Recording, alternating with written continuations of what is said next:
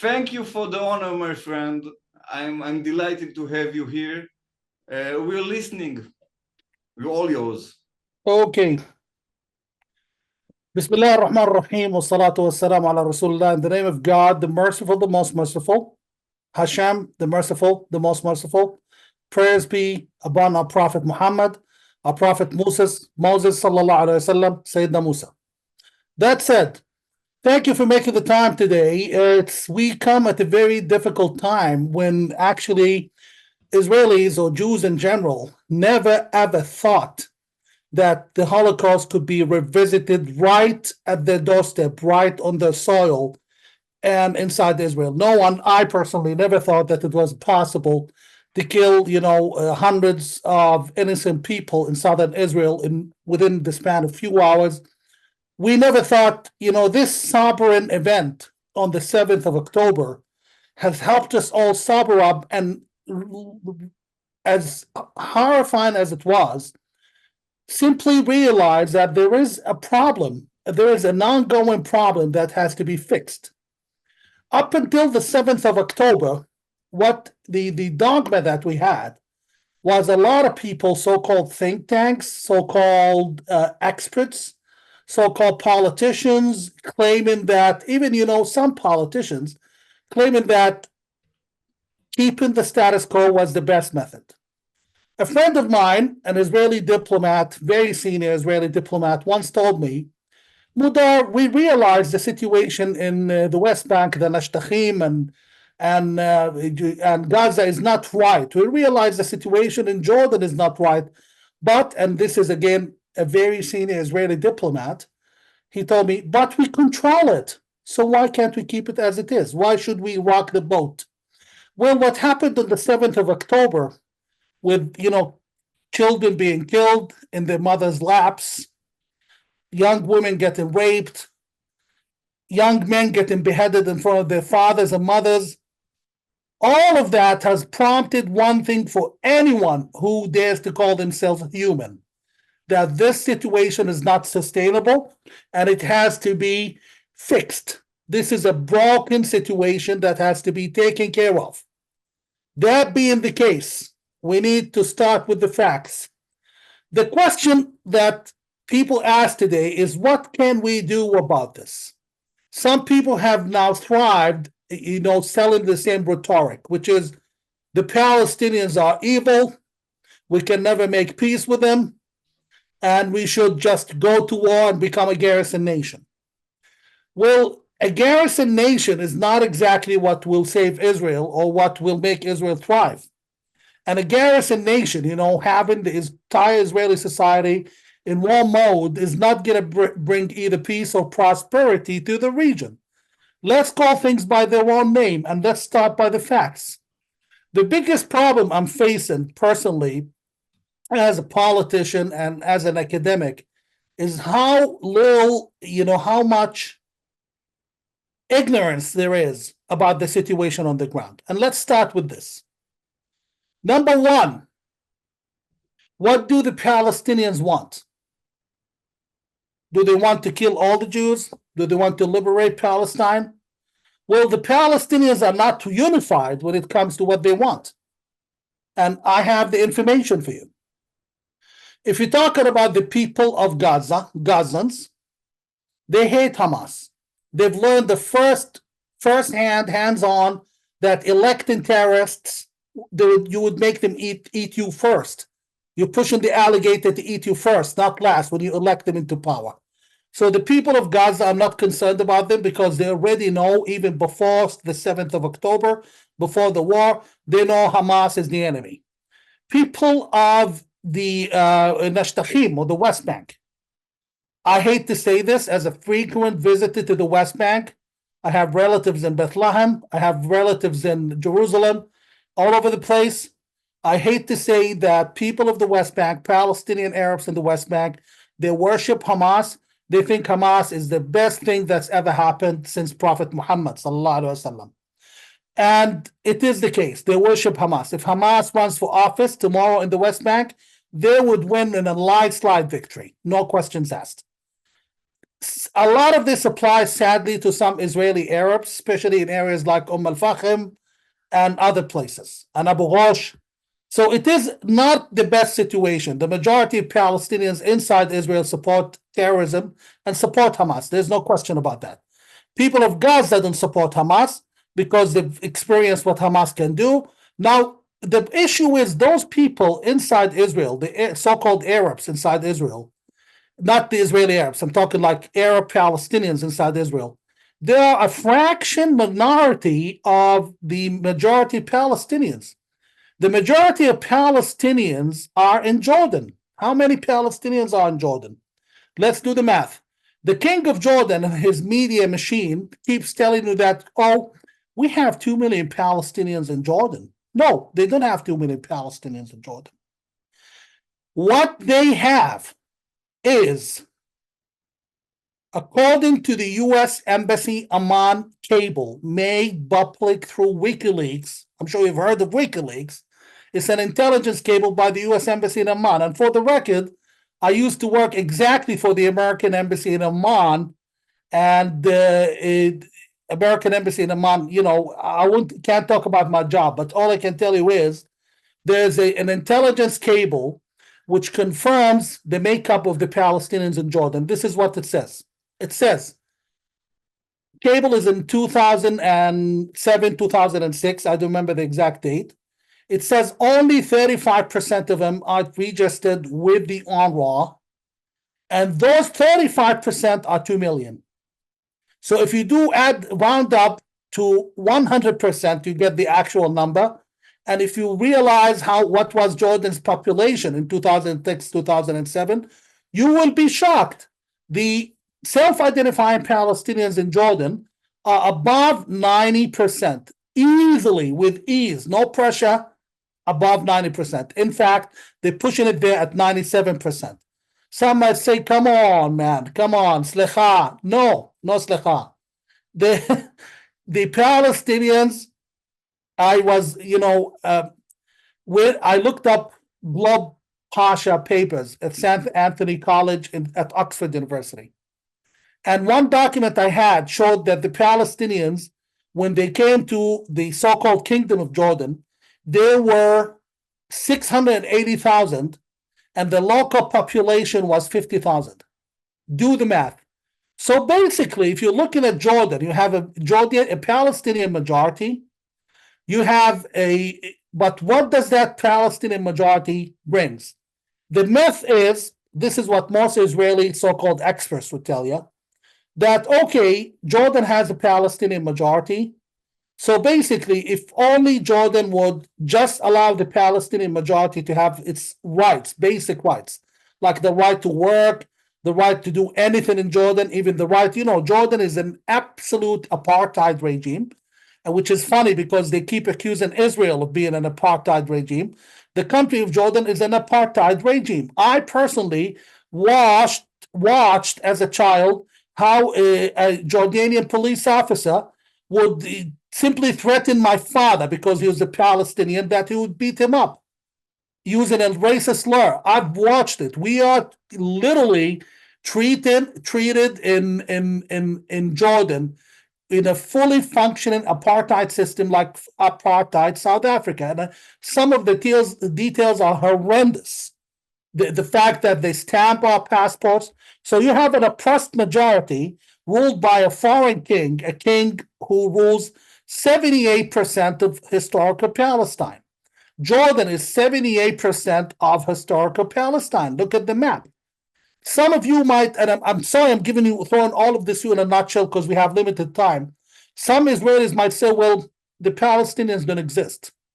There's no such thing as a Palestinian. Okay, well, there was no such thing as United Arab Emirates just 53 years ago. 53 years ago, there was no country called United Arab Emirates. There was never a country called Kuwait. There was never a country called Qatar. There was never a country called Libya. There was never a country called, what's that one? Chad, Djibouti. You have ties to most of those countries who didn't exist just 85 years ago. So in the same fashion, after the British colonialism invented the Palestinian identity, invented the Jordanian identity, in the same fashion, you have to accept it to be able to deal with it. The only issue which remains straightforward is any Palestinian state west to the River Jordan will eventually result in the destruction of the Jewish state. It doesn't have to be terror attacks like the 7th of October. Palestinian state in west to the river, between the river and the Mediterranean. I don't care how small that Palestinian state will be, they will require a geographic, economic, political, social exit. So it will become dependent on the Jewish state, and it will put more burden on the Jewish state. An independent Palestine would burden the Jewish state more than an occupied Palestine or a non-Palestine.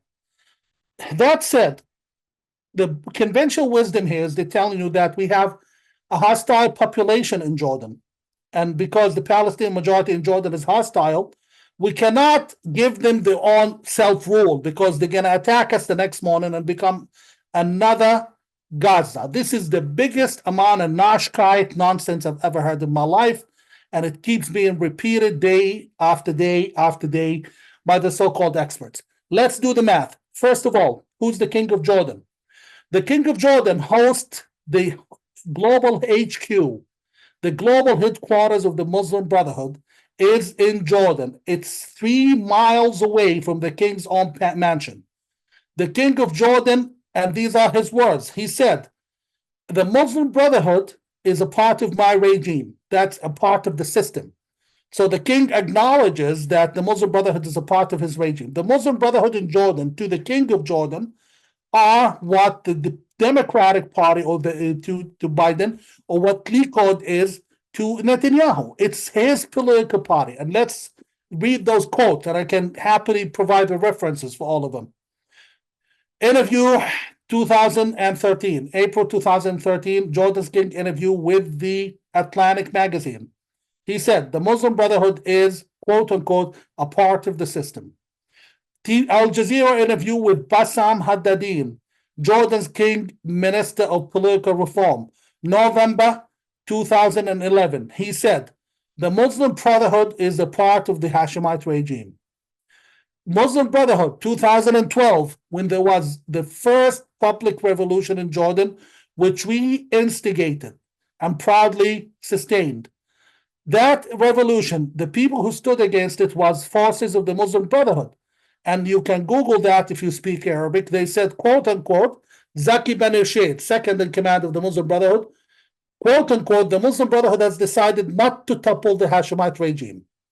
And then there's a documented, fully captioned video of 2017 of the Muslim Brotherhood leader Abdullah al-Aqaili in Jordan, who says right in Jordanian television, we have stood by the Hashemite regime at every corner. The Muslim Brotherhood is the Hashemite regime, as much as some uninformed people keep claiming that, oh, if the king of Jordan goes, the Muslim Brotherhood would take over. No, if the king of Jordan goes, the Muslim Brotherhood of Jordan would fall. Who is the Muslim Brotherhood of Jordan? Could anyone tell me who is Hamas? Who's Hamas? Hamas, according to the hierarchy of the Muslim Brotherhood, is, and I'm quoting, quote unquote, Hamas is the Palestine chapter of the Muslim Brotherhood of Jordan.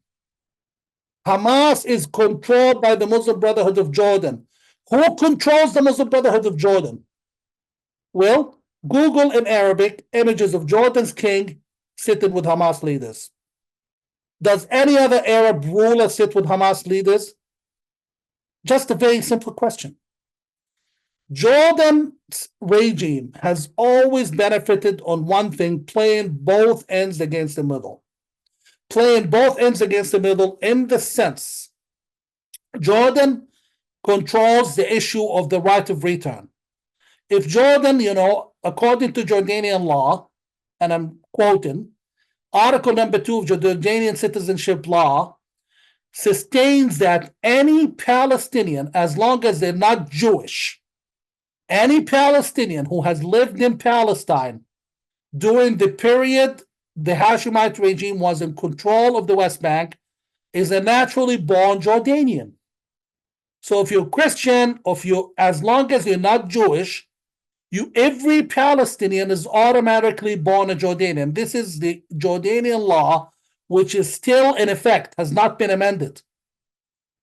The only problem we have today is bigger than what you think, that the king invests incredible money in propaganda inside Israel. And we have the details, but I won't go into them today. A lot of, I hate to say this, some Israeli journalists are very close to the king. Some Israeli media people travel to Jordan often. So the king gets good press. An example of that is the lie, which came just a few weeks ago on April 13th, when they claimed that Jordanian jets, quote unquote, shut down Iranian missiles. This is absolute nonsense. There's no evidence for it. Not a single Israeli source has confirmed it. And as a former serviceman and a former fighter pilot, I know it's not possible for the Jordanians to do it. Long story short, there's huge propaganda. And meanwhile, let's do more math. I'm not here to just tell you how bad the king is. I'm just here to burst the bubble of ignorance that many, or the halo they have around the king, that he's a good man. The king is aligned with both Iran. The king is aligned with the Muslim Brotherhood. And in fact, he closely controls the Muslim Brotherhood. This is lavishly documented, and he's not denying it. It's only some stooge Israeli journalists who are willing to deny it. That's all. Now, that being the case, there's a much bigger picture here. The much bigger picture is, someone might say, okay, we know the king is bad. We know the king is not kosher. We know Mudar Zahran and his group are good, wonderful people. But on the other hand, we can't afford to destabilize Jordan. Well, let me tell you how Jordan remains stable. Jordan remains stable because of the presence of thousands of American soldiers who have full access and ability to move and take action in Jordan. And those are the jets that shut down Iranian missiles over Jordan, and not Jordanian jets. Jordan becoming a big American base is what keeps Jordan intact, and what will keep Jordan safe once a regime change happens. The thing is, many people are just wondering, how stable is the king? Many people, say, no, the king seems stable. Well, the king is not stable. The Palestinian majority in Jordan hates him.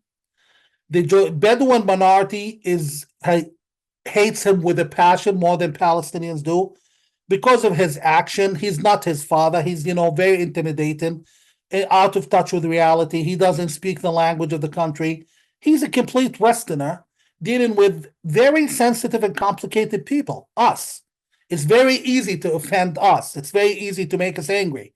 And in his case, he's not only ignorant, he's, ruthless with his taxation system.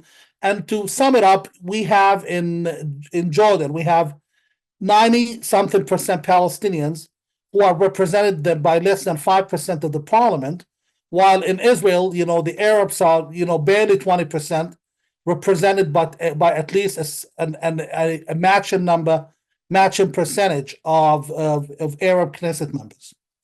So people have had enough with him, and he came close to the edge multiple times. He was supported by his friends, and only this time, in the aftermath of the 7th of October, and the fact that the Israelis are following a nonsense approach, we don't think the king will be able to make it in the long run. It doesn't mean it's going to be tomorrow. It could be any time. But the next hit, the only reason he's in power is because his supporters are keeping him afloat. And it's not only Israel. And now he has proven himself to be too hostile, too entitled, too arrogant, and too connected to the Iranians. This is something else you might not know about the King of Jordan. His regime is too connected to the Iranians. So what shall we do? And I can give you a few seminars about his connections to the Iranians, but I highly suggest you look up a piece written by Professor Eddie Cohen with the Jerusalem Post, and it's entitled, it's official, Jordan and Iran are now allies. So that rings true to a great extent. Now, the larger scheme of things, what we need now is to acknowledge the fact that the situation in Jordan is not sustainable. What we need to also acknowledge is the situation in Israel is not sustainable. Keeping military control over the Palestinians is not possible, and keeping the Palestinian Authority and its control over militants in the West Bank, in addition to the Jordanian intelligence control over certain refugee camps. Let me repeat. Jordan's intelligence controls certain refugee camps in the West Bank. Basically, Eastern Jerusalem, Shafat camp, Tulkarem camp, Balata camp, and the worst is Jenin camp. You might say this is a stretch. Come on, you're saying Jordan's king controls those refugee camps and the militants and the terrorists in those camps? Well, you can happily look up my Twitter page for a video where a shaheed, a martyr, was killed by the Israeli forces, fighting the Israeli forces. And when the first so-called martyr in Tulkarem refugee camp, in his, funeral, they flew the Jordanian flag, not the Palestinian flag. So basically, if you can't see all of that around you, because the Israeli media would never talk about it to touch it, that's a problem. Now, where do we go from here? As Jordan's opposition, I will say that we've come to the conclusion that our enemy is both the Hashemite regime and the Muslim Brotherhood. The Muslim Brotherhood is the one who launched what happened in Hamas, because Hamas could never pull that one off without approval from the Muslim Brotherhood, and so forth. The Palestinian majority in Jordan, as well as the so-called Bedouin majority, our brothers and sisters from east of the river. Jordan's government keeps inciting people to join protests against Israel, against the Israeli embassy. Jordan's media incites this. The king's own official journalists and spokespersons, they come on television and incite people to join the protest. The videos are all over the place. How many people show up to the protest? Again, look up the videos, 2,000. So we have a population of at least 10.5 million Palestinians in Jordan, and less than 2,000 show up for the protest for Gaza. It doesn't mean they love Jews. Don't get me wrong. They hate Jews with a passion. They think Israel should disappear, but they're not willing to fight or pick up arms or join jihad. What we need for Jordan is a new leadership. We are working on that. We're not expecting or asking for any help from you, but at least we could expect you not to oppose us and not to make our lives and mission more difficult than it already is. Once that has been accomplished, our purpose is not to bring immediate democracy to Jordan. Because as much as we love our people, we know that gradual democracy would work. We saw what democracy did to the Palestinians in the West Bank when they voted Hamas in. So we need a new regime which will gradually move Jordan into partnership with Israel rather than competition, and gradually give the Palestinian people the rights in their rightful country, Jordan. The Palestinians, this is, Eastern Palestine. This is Arab Palestine. In the same fashion that Israel is Jewish Palestine. At the same time, the Palestinian Arabs inside Israel, those people, they deserve a place they can call home. They deserve a football team. They deserve a valid passport. They can have all of that as residents of Israel who hold citizenship somewhere else. I grew up in a state called New Hampshire, not far from the borders with Quebec, Canada. And, you know, all Quebecans working in New Hampshire, they held Canadian passports. They didn't vote in New Hampshire. They didn't vote for the elections.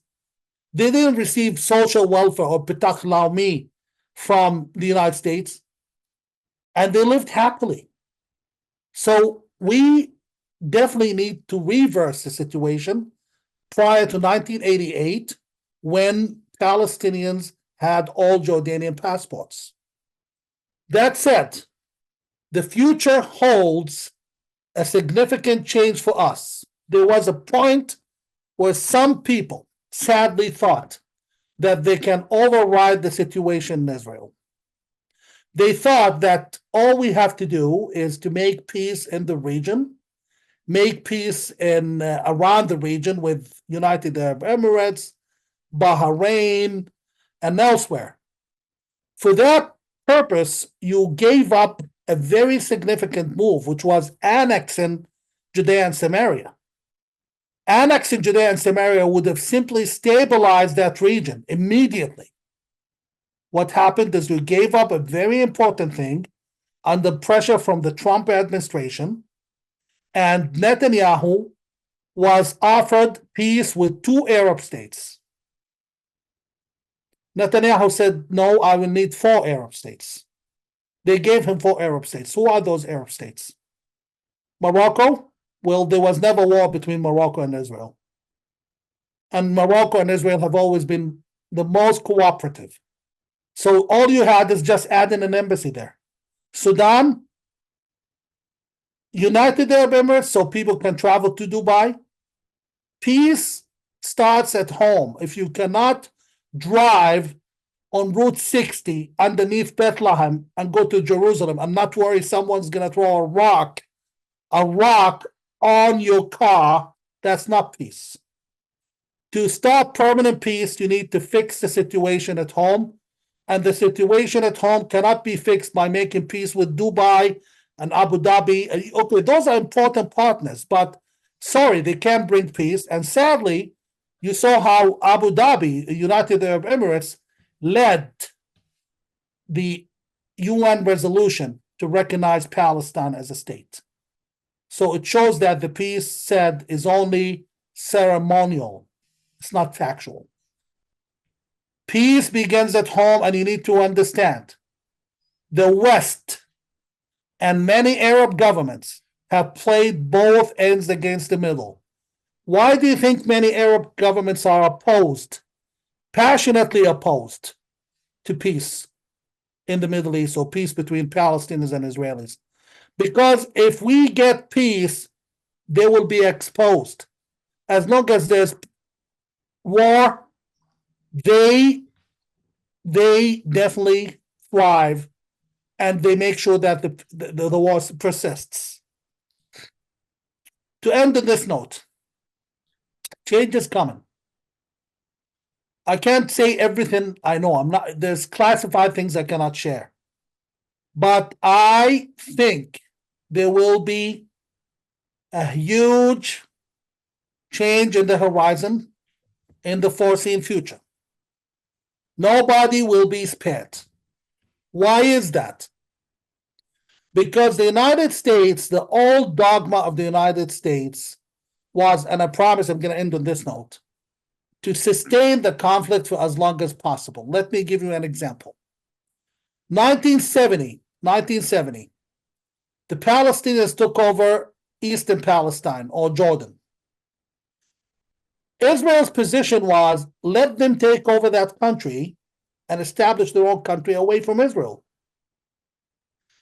Henry Kissinger, the epic American politician and foreign policy maker, White House documents show that he told Nixon that we should let the Palestinians rule Jordan because this is a chance for quote unquote Palestinian settlement.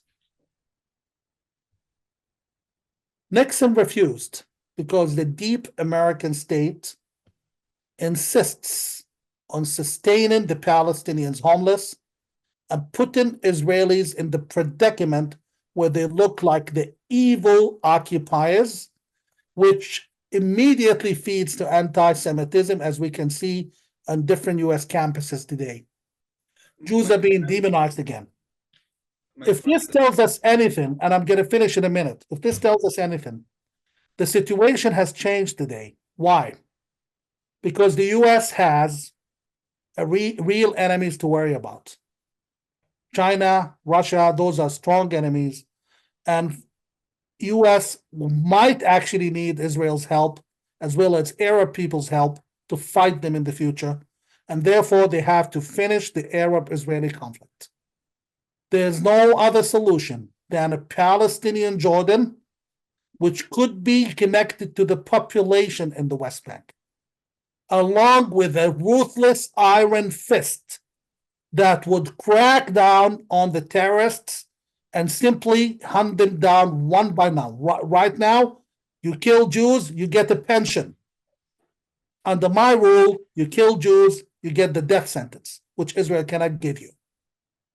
That said, thank you for your time, and happy birthday to everyone here. My friend, we'll take a question if you don't mind. Gal, are you raising your hand? Yes.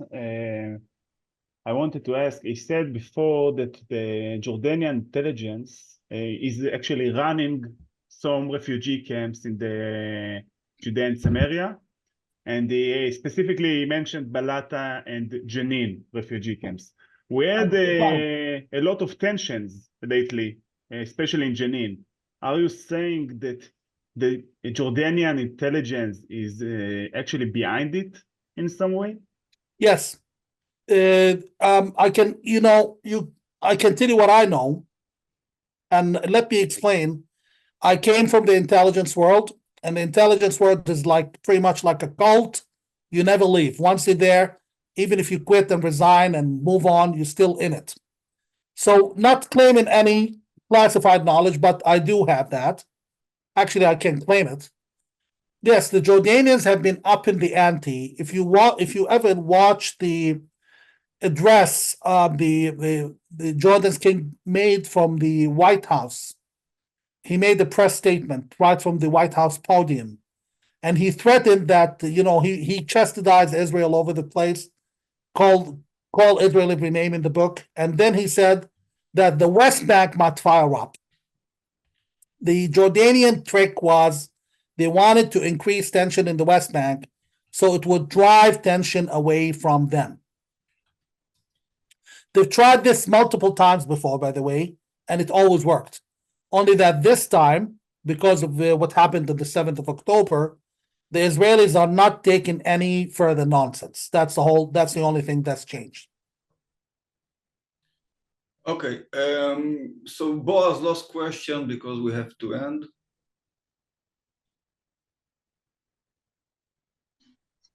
Hey, yes, thank you. You've mentioned the Palestinian people in Jordan, and the Palestinians in general. I would love it if you could clarify what exactly is it that you mean when you say the Palestinian people, because I'm trying to understand your point of view of this subject. The Palestinian people are all the non-Jews, self-identifying Palestinians who identified as Palestinians on the eve of Israel independence. So you're talking people of Gaza, people of the West Bank, people in Jordan who later became refugees and moved to Jordan, Lebanon, and Syria. I'm not talking about the Israeli Arabs, and definitely not talking about Palestinian Jews who became Israelis after Israel's independence.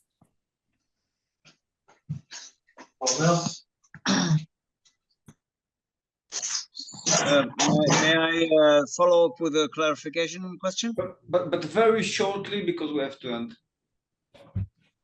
Okay, so if I understand you correctly, you are speaking about Arabs who originated in what is today's the state of Israel, and they have moved to other territories such as Jordan, and the identity which is named after Palestinians after the term that the British mandate named this area Palestine, or Palestine Eretz Israel, if you use the full term, and which also has